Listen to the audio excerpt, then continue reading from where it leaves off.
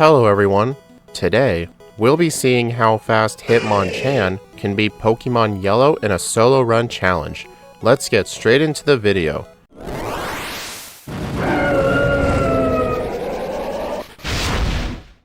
In the last video we did Hitmonlee in Pokemon Yellow, and Hitmonlee in my opinion is one of the better fighting types in Red, Blue, and Yellow, which isn't really saying much because of how bad the fighting type generally is in those games. But one thing I can definitely tell you is that Hitmonchan is going to be nowhere near the top.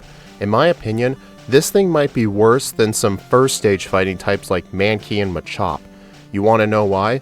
Let's take a look at its statistics first. I don't want to go over the stats yet, I want to go over its moveset. We start off with Comet Punch and Agility, which we can immediately tell Brock is going to be absolutely horrible. We're going to have to take him on with an 18 power multi-hit move with 85% accuracy.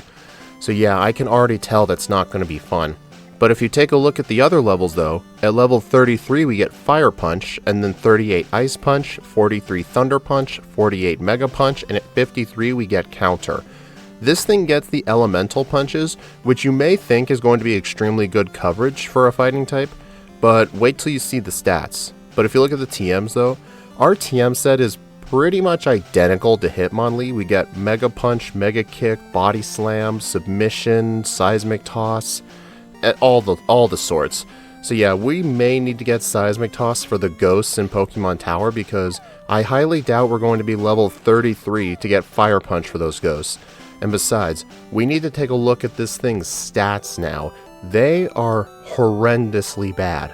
We have 50 HP, 105 attack, 79 defense, 35 special, and 76 speed.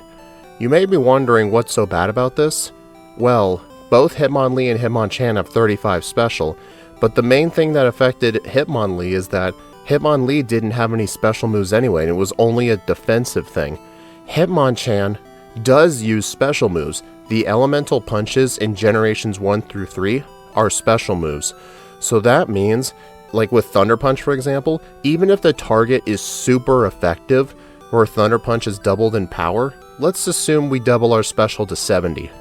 That is still worse than our attack. The only way the elemental punches will be good is if it does 4 times effective damage.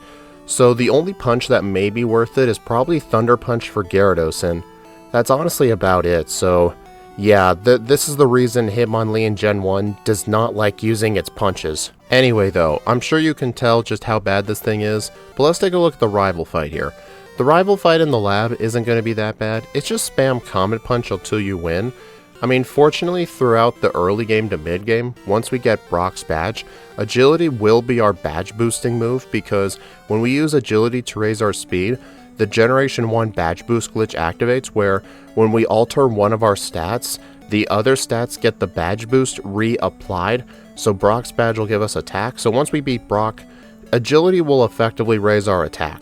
I mean, not as good as Meditate obviously, but still better than nothing. And one thing I can definitely tell you, we need to do a lot of training to deal with Brock's team. And the training that I start off with is by defeating all of the bug catchers in the forest. Fortunately in Yellow version, they include an extra bug catcher as well as a lass with 2 Nidoran at the very start of the forest, so at least you're given more trainers to start with. Plus, when I defeat all these trainers and get to Pewter City, my plan is to do blackout grinding on the Light Years Junior trainer, where I will defeat the Diglett and then purposefully lose to the Sandshrew, so that way I black out, go back to the Pewter Center, and then just fight the Diglett again. Because we're in the medium fast XP group, we are not going to be leveling up that fast in the early game, but fortunately, the Diglett will provide a lot of good experience, so even if you include the time it takes to black out, it's still overall better than having to grind in the wild on wild Caterpie and Pidgey. I continue the blackout grinding on the Light Years Junior trainer until level 11, which is honestly kind of a mistake, because I need level 13 at least to even consider taking on Brock, but it's not a big deal, I can just fight Caterpie in the forest. As soon as I get to level 13, let's go take on the first gym leader of Kanto, Brock.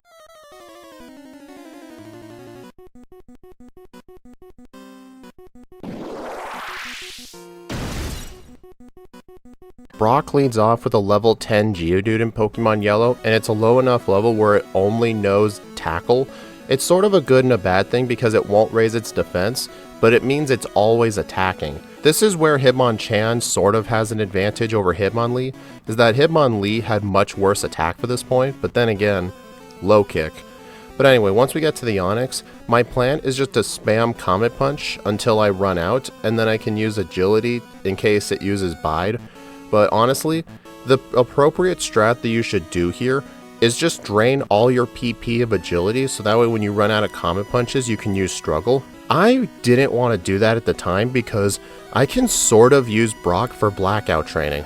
Like for example, if I defeat his Geodude but lose to the Onix, the Geodude still gives a good amount of XP, so I can just take the blackout from the Onix, go back and immediately fight him again. So the whole plan is just to keep doing this until I win. It does take quite a few tries to defeat Brock, but fortunately around 20 minutes into the run at level 15, I barely just have any Comet Punches left, and when I defeat the Onix, I have exactly 0 Comet Punches left. You may also notice I have Agility at 0 PP. I actually went into the forest to drain my Agilities on a Metapod, because I was thinking, you know what, this is a decently high enough level, if I run out of Comet Punches, surely Struggle will give me the win.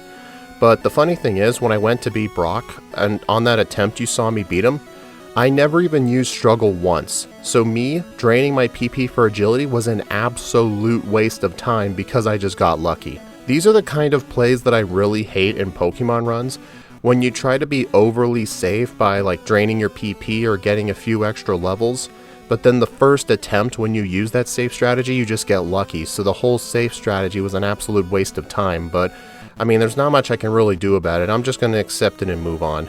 The trainers in Route 3 going into Mount Moon provide no difficulties, and then I enter Mount Moon. There's not really too much I'm going to get here. I will get the TM for Mega Punch, just because Comet Punch is just an absolutely horrendously garbage move, so this will be my main attacking move for quite a bit. Fortunately though, unlike Hitmonlee in the last video, I do remember to teach it for the Super Nerd and Jesse and James, so both of them don't provide any issues. So now in Cerulean City, I'm obviously going to do the rival over Misty, because Misty with my low special is going to absolutely destroy me. So let's go see how the rival goes. He leads off with his Spearow. I used Mega Punch nearly one-shotting it, and it just uses Fury Attack on me. The rival fight here doesn't have good AI, so he's not always programmed to use Peck, but even if he was, the rest of his Pokemon just aren't that good. The scariest thing from his Sandshrew and Eevee is just Sand Attack. And funnily enough, on my first attempt at it, by the time I got to the Eevee, I'm only at 15 hit points left. So yeah, I almost lost the fight because of Sand Attack, but funnily enough, Sand Attack for him is a double-edged sword, because Sand Attack also activates the Badge Boost glitch, and every time he uses Sand Attack, my attack goes up. So it was kind of like a curse against him, but fortunately I still won, so no need to talk about it any further. The Route 24 and 25 trainers don't provide any issues, although I do have to go back to the center at least one time just to heal off my power points, and then I will defeat the 3 Geodude 1 Machop hiker right here, just so I can get this junior trainer to walk down, and then I can go behind him and get the TM for Seismic Toss. This will generally be a very useful move, especially for all the rock types coming up in Rock Tunnel, since Mega Punch just will not cut it. Plus, Seismic Toss is going to be my only way of hitting ghosts. If this Pokemon couldn't learn Seismic Toss, I would probably have to use the move Bide on all the Ghastlies, which is definitely a huge no-no. There's very few Pokemon that need to do it, such as Eevee and Scyther, because that's their literal only way to do it. It would absolutely be devastating if I had to use Bide, but fortunately I don't. So now with the Nugget Bridge trainers defeated, why don't we go take on the second gym leader, Misty.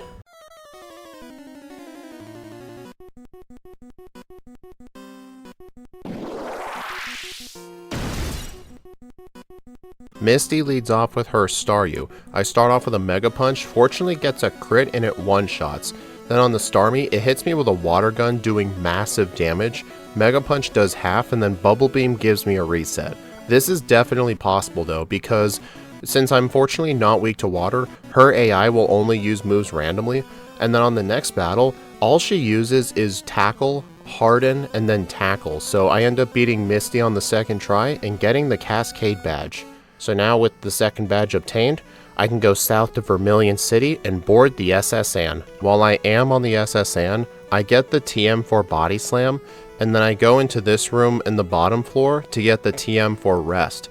Rest is going to be extremely helpful coming up in the late game, so I want to make sure to get it. I didn't get it for Hitmonlee, but Hitmonchan absolutely does need it. And then I go in this room to defeat the Gentleman to get the rare candy, and now I can beat Rival 3.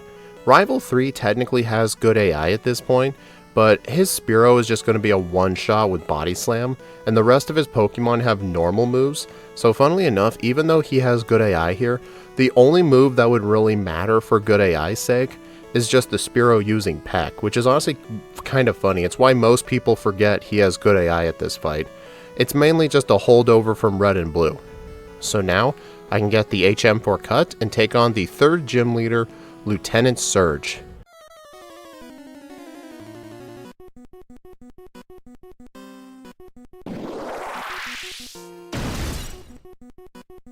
Surge in Pokemon Yellow only has one Raichu, but he does attack randomly. On the first turn, he uses Mega Kick. Body Slam unfortunately does less than half, and then I paralyze it. The Raichu wastes its next turn by not attacking me, and then the third Body Slam defeats the Raichu, and Surge is defeated. Okay, that was honestly kind of a bad performance from Surge, not gonna lie. So now I can get the Bike Voucher, the Squirtle for Surf and Strength, enter Diglett's Cave, dig back to Cerulean City, and now we have to do the Route 9 Rock Tunnel Gauntlet of Trainers. With access to Body Slam and Seismic Toss, you may think this whole section is going to be easy, but I do have a problem here. On the Pokemaniac with a singular Slowpoke, I hit it with Body Slam, it hits me with Confusion, getting the 10% Confusion proc, and then I hit it again with Body Slam, it survives, and then on the next turn, I hit myself in Confusion, and then the Slowpoke knocks me out for a reset. My last save was before the first Pokemaniac, so now I have to defeat the first one again, and then I go back to the second one, and guess what happens? I use Body Slam, it does half, Confusion gets the 10% proc again, and then I hit myself twice and knock myself out. Dude! I didn't save before this guy because I just assumed that loss was a fluke. That guy is supposed to never cause confusion. Confusion is only a 10% chance to proc. That's why most people forget Confusion can actually confuse the opponent. Like, I've spammed Confusion in Gen 1 all the time and that never happens. Like, dude, come on. Fortunately on the third try though, I am able to beat him, and then the rest of Rock Tunnel is easy, and I can move on to Celadon City. The first thing I do while in the city is go to the department store. I sell a bunch of useless TMs that I have, buy some super repels, and then I'm gonna go throughout the various floors and then get 2 Pokedolls because I will need Mimic later just like Hitmonlee did. And now I can buy 2 vitamins. And today's vitamin of the day is 2 Carbos. I don't really think it's worth raising special because our special stat is just so low anyway. We don't really need to raise our attack. I think raising our speed is going to be the best bet because Pokemon Yellow, especially in the mid game, have a lot of really fast opponents. So it's going to be important to make sure I can outspeed. So now I can teach Fly to Pidgey, Fly to Pokemon Tower, completely destroy the rival here, plus his Fearow due to his good AI will only spam Mirror Move. So as long as I set up a few agilities first, I'm good. And then I defeat it with Seismic Toss, and then followed into Mega Punch. You don't want to use Body Slam on it because it will Mirror Move Body Slam, and it may have a chance to paralyze you. That has happened in the past. So now with the rival defeated, the ghosts in Pokemon Tower are relatively simple. I just have to spam Seismic Toss until I win. The Agatha Junior trainer with the 2 Ghastlies does come very close to knocking me out because of paralysis, but fortunately at the last minute it uses Lick instead of Nightshade, so I am able to knock it out. And then at the very top I can give the Pokédoll to the Marowak, and then defeat Jesse and James relatively easily, and then get the Pokeflute from Mr. Fuji. Now with the Pokeflute obtained, I go wake up the Snorlax, make my way down through Cycling Road, And while I'm on Cycling Road, I do defeat some optional trainers, such as the biker boss just right here. He's got a team of 5 Pokemon, including 2 that are fully evolved. And then from this guy, if I go left and straight up, I get access to another biker with Wheezing and Muck. So very, very decent training. This thing is going to need plenty of training for the mid-game coming right up. Then, in the Safari Zone, I pick up the necessary items such as a Carbos, Protein, Gold Teeth, and the HM for Surf. So now, for gym leaders or major battles, I've got 3 choices. Either Erica, Koga, or Rival 5. Koga is definitely out of the question because his Venonat and Venomoth spam Psychic, so I think the appropriate choice is to go take on Erica.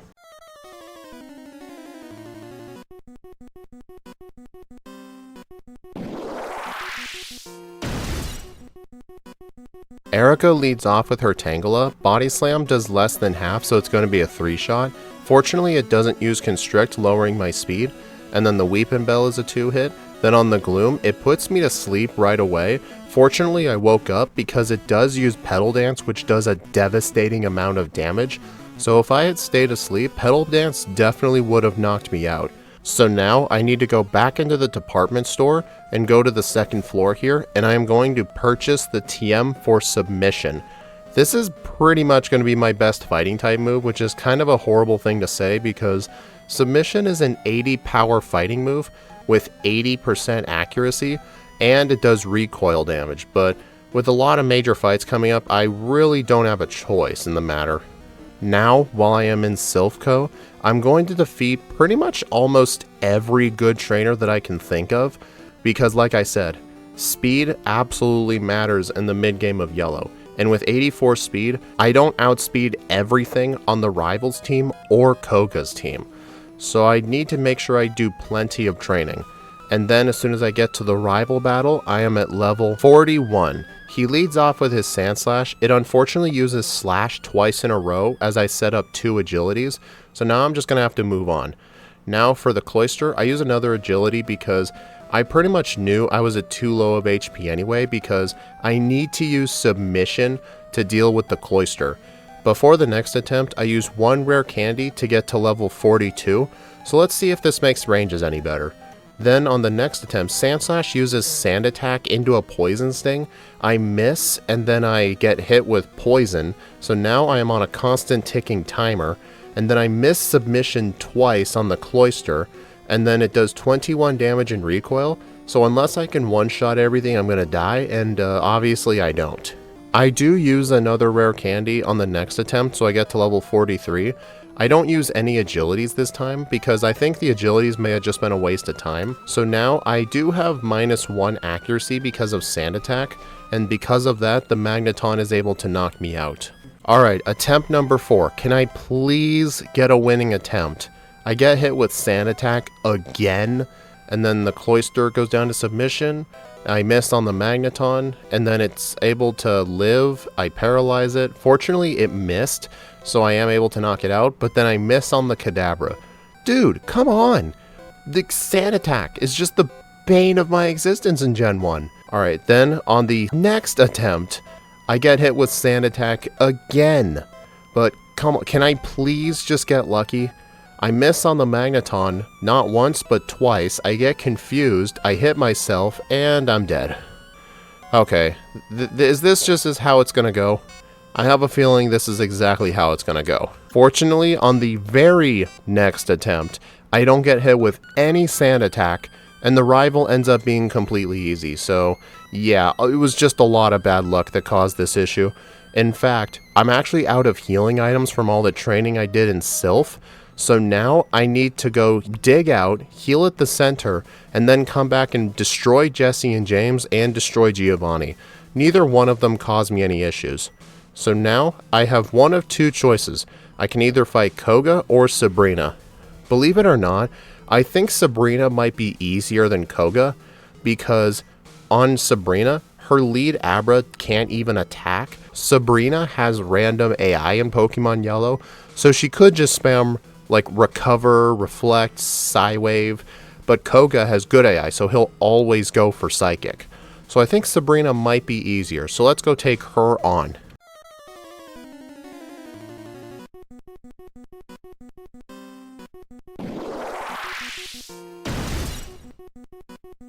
She leads off with Abra. It does hit me with Flash unfortunately because it outspeeds me, and then I two-shot the Kadabra with Body Slam as I get hit with another Kinesis, and then Psywave from the Alakazam does so little damage, it misses another Psywave, and I defeat her on the first try.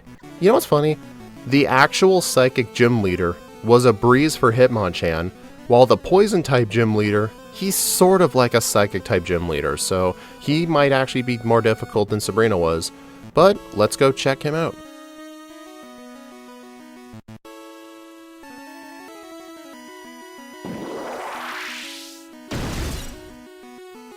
I do have an interesting strat for this fight that people in my Discord server came up with. I go ahead and teach Mimic over Submission, and I steal Sleep Powder. This is going to allow me to get more consistent setup on his whole team. I use 3 agilities to badge boost myself as much as I can, and even if I level up during this fight, which I unfortunately do before the Venomoth, I deny learning Mega Punch, but fortunately I still get to keep my speed boost, and then I can just put the Venomoth to sleep and defeat Koga on the very first try. So now we just have 2 more gyms to go. I go ahead and get the HMs for Surf and Strength, go on a nice swim down to Cinnabar, and clear out the entire mansion. Let us go take on the 7th gym leader, Blaine.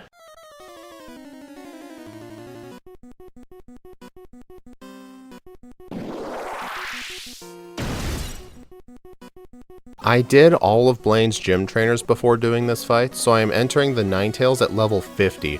Body Slam, unfortunately, is going to be a 3-shot. It does paralyze, but it hits me with a flamethrower. Then on the Rapidash, it hits me with Fire Spin, which actually ends up knocking me out, and I get 1 reset on Blaine. On the next attempt, I get hit with Confuse Ray, and I hit myself, and then the Ninetales is still a 3-shot. Then on the Rapidash, it uses Growl followed by Takedown, and I get another loss. Blaine is pretty much going to be luck dependent as well. I need the Ninetales to cooperate with me. I use Agility on the Ninetales, it hits me with Confuse Ray, I hit myself, and then Flamethrower knocks me out. The general plan here is I need to get off 1 or 2 Agilities, just to try my best to outspeed his whole team.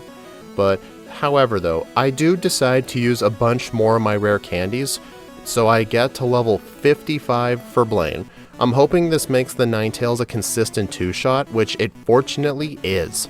Then on the Rapidash, it is going to be a 2-shot. I keep hitting myself in confusion, then I get hit with Growl, which is really bad. And then I make it to the Arcanine. Maybe he'll cooperate? Sadly, he does not. I get hit with Takedown for another loss. Blaine is generally one of the best gym leaders in Pokemon Yellow, but check this out.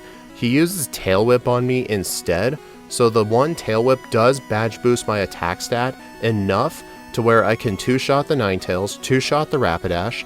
Then on the Arcanine, it just uses Reflect twice in a row because of his random AI, and once his defense is really high, I can just defeat him with Seismic Toss. So yeah, I just needed the Ninetales to be nice to me, and fortunately it was. So now, our final gym leader is Giovanni.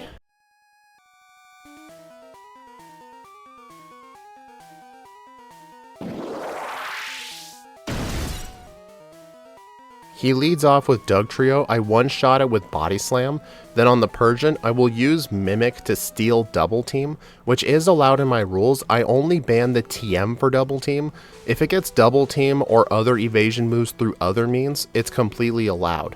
Just because it really nerfs the strategy of Double Team, I don't want to completely ban it, because some Pokemon get it by level up. I feel like it's part of their identity, you know? Then on the Rhydon, funnily enough, I paralyze it, and then it tries to use Horn Drill on me.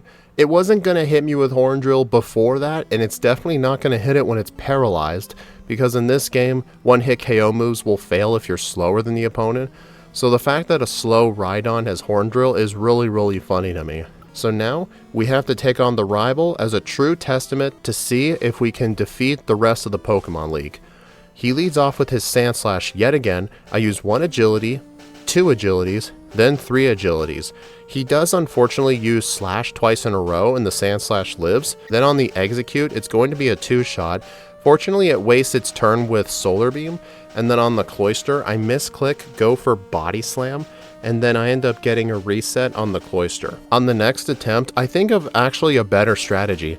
I go ahead and mimic Slash off of the Sandslash, so now I can actually one-shot the Execute, two-shot the Cloyster, one-shot the Magneton, one-shot the Kadabra, and will the Flareon be a one-shot? Barely, but it just uses Smog, and I win.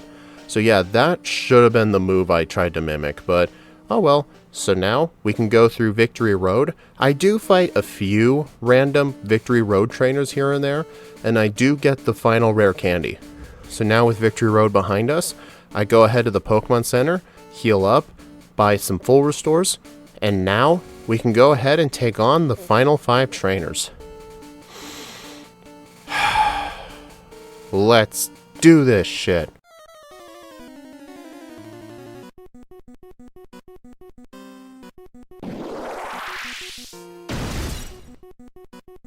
Lorelei leads off with her Dewgong. I am level 62 after doing all the training in Victory Road.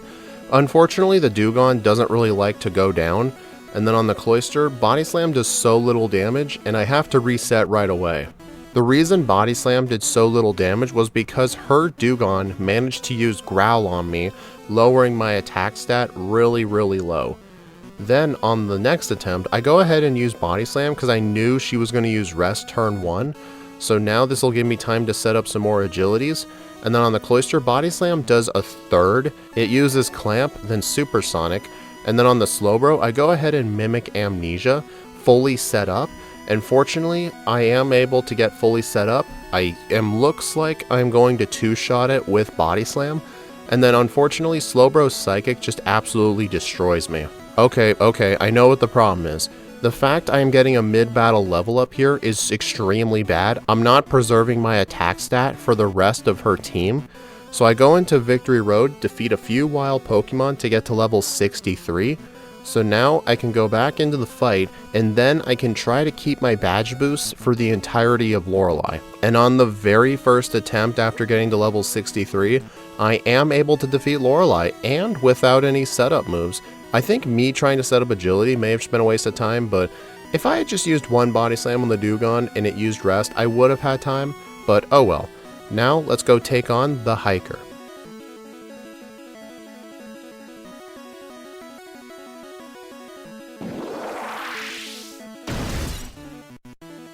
He leads off with Onix. I go ahead and use 3 agilities. I get hit with Screech, and I do mimic the move Dig off of this thing because I'm going to use it for the other Onix.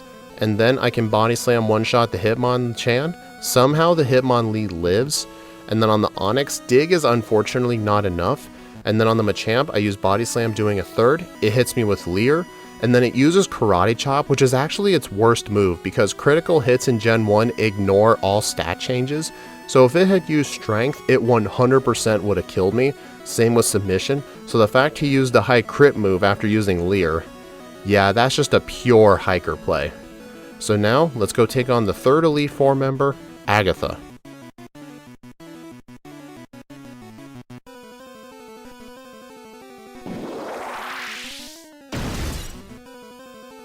The main plan here for Agatha is to get Substitute so that way I can set up my agilities somewhat consistently, and the whole plan here is just to spam Seismic Toss on her ghost types. I remember before doing this run, I watched Scott's old Hitmonchan stream where he re-ranked it, and he did not have Seismic Toss for this fight. He deleted it a long time prior in his run, so he had to mimic Lick in order to knock out her ghosts. And me and Zealous Pond were discussing this run, and we realized if we just hold on to Seismic Toss, we'll be able to just have no problems at all for Agatha. And then I can defeat her Gengar, the Golbat. Unfortunately, her Haunter does put me to sleep because Hypnosis doesn't get blocked by Substitute in Gen 1, which is really dumb. And then Dream Eater breaks my Substitute. I hit myself in Confusion not once, but twice. And then I use Seismic Toss on the Haunter. And unfortunately, I am all out of substitutes. I hit myself in Confusion, so now I need to use Rest to get my health back, which ends up being a negative because her random AI ends up choosing Dream Eater, one-shotting me from full HP. Okay, that was just brutal. On the second attempt though, Agatha is more nice to me, and I defeat her final Gengar with more than half of my HP remaining. Now for the 4th Elite Four member, Lance.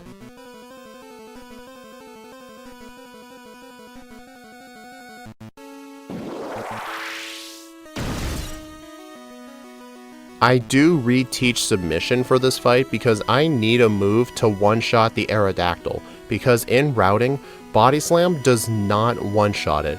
Plus what I'm going to do is I'm going to defeat the Gyarados, and then I defeat the first Dragonair.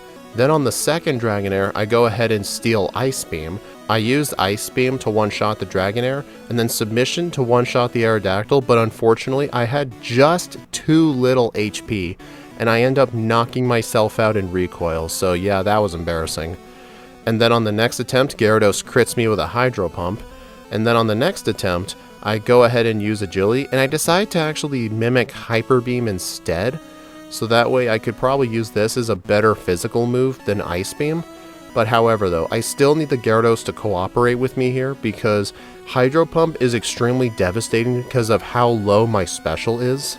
And then, 19 resets into the run, I get to the Aerodactyl, I one-shot it with Submission, and then on the Dragonite, I had no idea if Hyper Beam was going to one-shot, so I was going to use one Submission first, then go into Hyper Beam. I miss my first Submission, he misses his own move, I miss another Submission, and then the Dragonite hits me with Fire Blast, knocking me out. Okay, that just really pissed me off right there. I just get reset after reset after reset after reset on Lance, because this is generally one of the hardest fights for Hitmonchan to deal with, just because of how limited my moveset is. And do you know how much better this would be if Hitmonchan could learn Rock Slide? Like, they really did not like giving Rock Slide to a bunch of Pokemon that I feel should really deserve it. So this does take a lot of attempts. It takes me until 27 resets into the run. I am actually able to knock out Lance's Gyarados, as well as his Dragonite, without taking too much damage, and I live. And now, we can move on to the champion.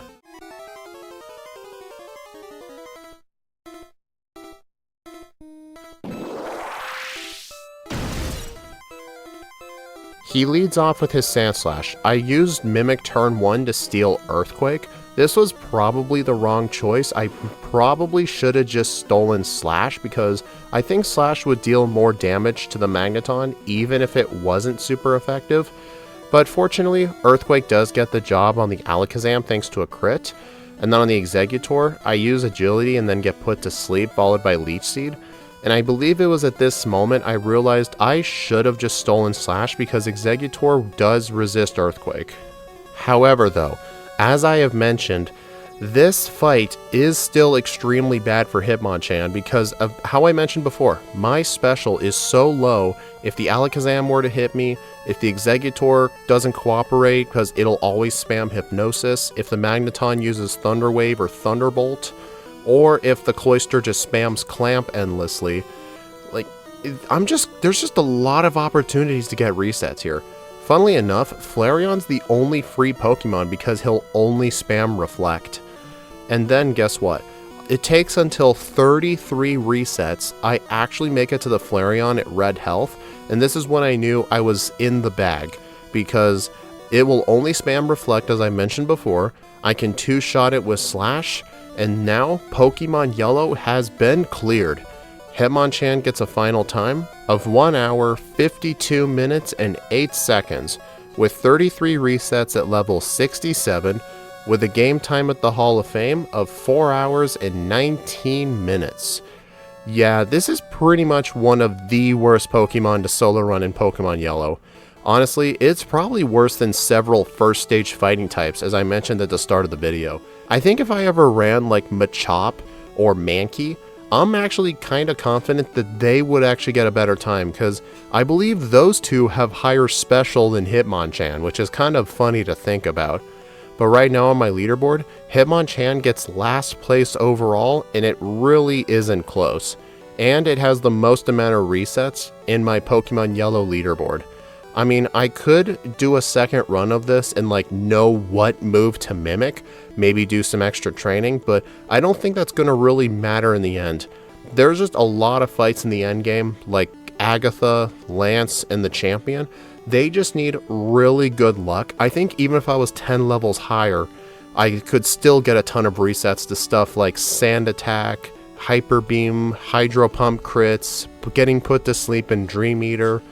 There's just really not much I can do here, so these are the results I'm going to stick with. But yeah, I hope y'all enjoyed this video. Please like, comment, subscribe if you want to see more, and be sure to follow my socials or support me through YouTube memberships. All YouTube members get access to all the patch files for all the backports we've done on stream. And that is all for Pokemon Yellow this week. Next week, we'll be introducing a new game to the solo run series. We're going to be doing 2 runs in Pokemon X version. We'll be running Xerneas and Yveltal. We're going to see just how good 2 legendaries can do in this game. Most of you may think solo runs of X and Y are going to be the easiest game I do, but trust me, you're going to see something unique about these runs. But anyway, I will see you all in the next video.